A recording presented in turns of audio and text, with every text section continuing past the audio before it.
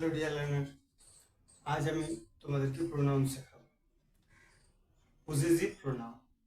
Possessive মানে কি? সম্বন্ধ। কি সম্বন্ধ? না, এই পেনটা আমার, এই মোবাইলটা আমার, এটা হয়ে গেল সম্বন্ধ। তাহলে আমরা দেখব যে কীভাবে আমরা এটা ইউজ করতে পারি।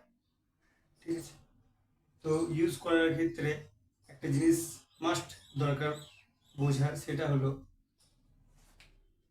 Mine, ours, theirs, yours, hers, এইগুলো হয়ে গেল পজেসিভ প্রোনাউন। পজেসিভ প্রোনাউন এর সঙ্গে একটা পার্থক্য কি আছে? অ্যাডজেক্টিভের। অ্যাডজেক্টিভের সাথে একটা পার্থক্য আছে, সেটা বোঝা দরকার। মাই হয়ে গেল অ্যাডজেক্টিভ, মাইন হয়ে গেল প্রোনাউন, আওয়ার হয়ে গেল অ্যাডজেক্টিভ, আওয়ার্স এস আছে শেষে, এটা হয়ে গেল প্রোনাউন, পজেসিভ প্রোনাউন। এইভাবে শেষে যখন এস হয়ে যাবে, কিছু কিছু ক্ষেত্রে, সব ক্ষেত্রে না, সেখানে হয়ে গেল কি? Possessive pronoun. আমরা পজেসিভ প্রোনাউন বুঝতে পেরেছি। তাহলে এবার ওর ইউজেস দেখব, কিভাবে আমরা ইউজ করতে পারি। This book is mine, the book is hers, hers not her, ঠিক আছে, হার্স।